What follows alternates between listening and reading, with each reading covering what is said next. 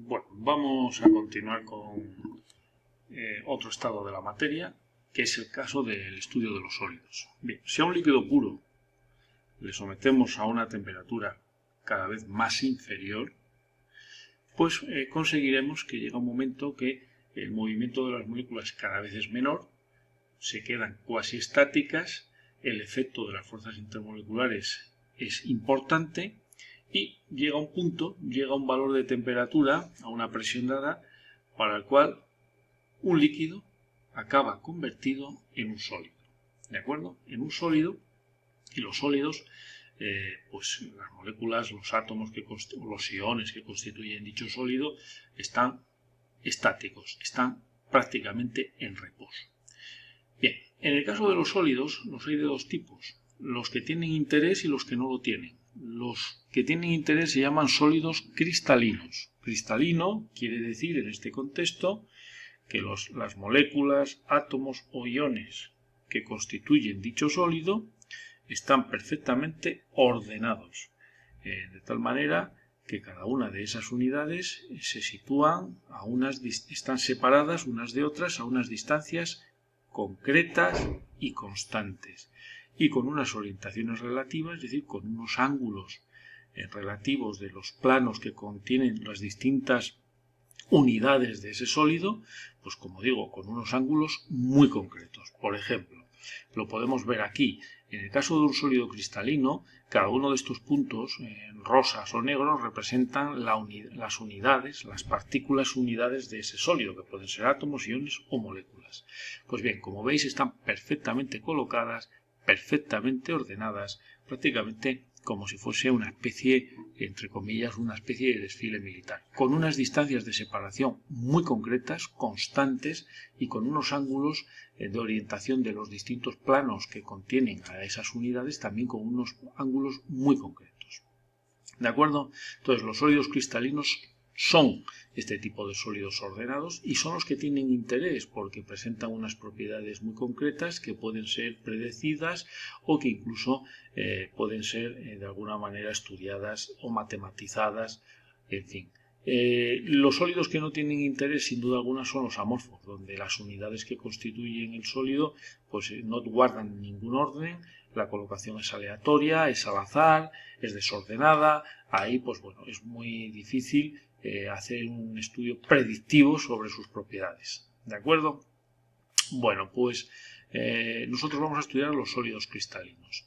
En el caso de que las unidades de ese sólido, es decir, las partículas ordenadas en ese cristal, sean átomos, pues estamos ante un cristal, átomos, por ejemplo, de la parte átomos metálicos, como puede ser de la parte central de la tabla periódica, pues entonces nos encontramos ante metales. Los metales suelen ser sólidos cristalinos formados por átomos metálicos perfectamente ordenados y donde todos los átomos son del mismo tamaño, ¿de acuerdo? En el caso de un metal puro. Si esas unidades del sólido son moléculas, que pueden ser moléculas inorgánicas, moléculas orgánicas o incluso moléculas biológicas. Pueden ser incluso moléculas tan grandes como las proteínas. De hecho, una de las maneras más importantes de estudiar la estructura de una proteína es cristalizándola, generando un cristal y luego estudiándolo por difracción de rayos X. Entonces, en el caso de que sean moléculas, pues se llamará un cristal molecular. ¿De acuerdo? Entonces será un cristal metálico, un cristal molecular, si son moléculas, y si son iones, en el caso de las sales, cationes, aniones, por ejemplo, cloruro sódico, pues en ese caso se trata de cristales iónicos.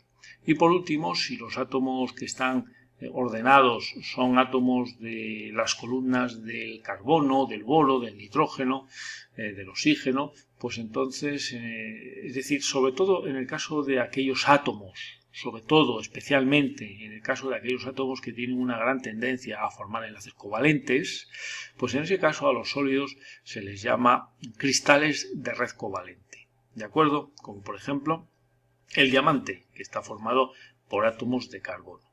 Bien, el hecho de que los cristales, como veis, sea una repetición periódica de las unidades de dicho cristal a distancias concretas, también de una manera periódica y constante y con unos ángulos también concretos y la repetición de esos ángulos de una forma también periódica y sucesiva a lo largo de los tres ejes del espacio, pues esto lo que nos permite es facilitar su estudio, ya que al fin y al cabo un cristal, si sigue un orden que se extiende prácticamente hasta el infinito, manteniendo esos patrones de distancia y de ángulos concretos, pues en realidad un cristal puede estudiarse a partir de las propiedades o de las características de una unidad mínima del cristal.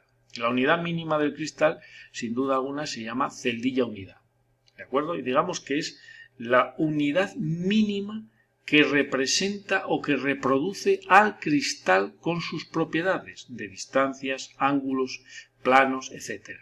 ¿De acuerdo? Entonces, en realidad, el estudio de los sólidos cristalinos es el estudio de sus celdillas, ¿vale? De sus celdillas unidad. Por ejemplo, en este caso tenemos aquí dos cristales planos que se pueden extender hasta el infinito en dos dimensiones. En este caso, en el primero, el que tiene puntos rosas, su celdilla unidad sería este cuadrado, ¿de acuerdo? Este sería la unidad mínima del cristal. De tal manera que la superposición en las dos dimensiones del espacio, la superposición hasta el infinito de dicha celdilla, genera todo el cristal, ¿de acuerdo? Aquí, como veis, hay distintos tipos de ordenamientos y por tanto hay distintos tipos de cristales, hay distintos tipos de redes cristalinas. Hay hasta 14 redes cristalinas. Nosotros vamos a estudiar sobre todo la red cúbica.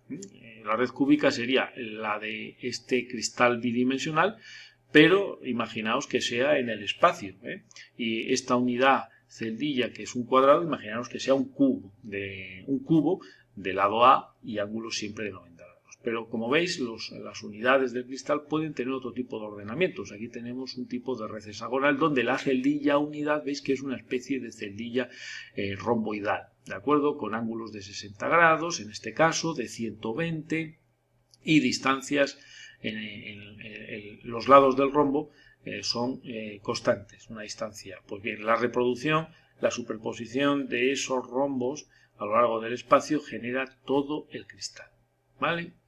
Entonces, como veis, el estudio de un cristal se limita al estudio de sus celdillas. Bien, nosotros vamos a estudiar básicamente dos tipos de celdillas, sobre todo la cúbica, y la hexagonal la vamos a mencionar, ¿de acuerdo?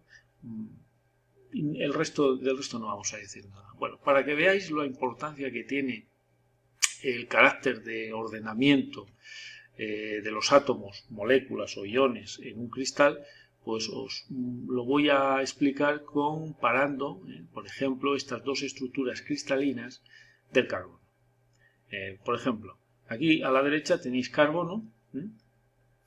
Cada uno de estos puntos azules representa un átomo de carbono. Sabéis que el átomo de carbono forma 4 enlaces covalentes y aquí se observa perfectamente que cada átomo de carbono está unido a otros 4 átomos de carbono mediante enlaces covalentes sencillos. Bien, cuando eso ocurre, pues resulta, cuando el carbono se une a otros átomos de carbono mediante 4 enlaces sencillos, ya sabéis que un carbono con 4 enlaces sencillos tiene una geometría tetraédrica. El sólido cristalino al que da lugar tiene esta celdilla unidad, ¿de acuerdo? Y la reproducción de esta celdilla unidad en las 3 dimensiones del espacio genera un cristal de carbono que se llama diamante. Entonces, las propiedades del diamante, que es, desde el punto de vista químico es carbono puro, se debe a este tipo de ordenamiento. Este tipo de ordenamiento hace que sea una sustancia aislante, poco conductor del calor, de la electricidad y muy duro, ¿de acuerdo?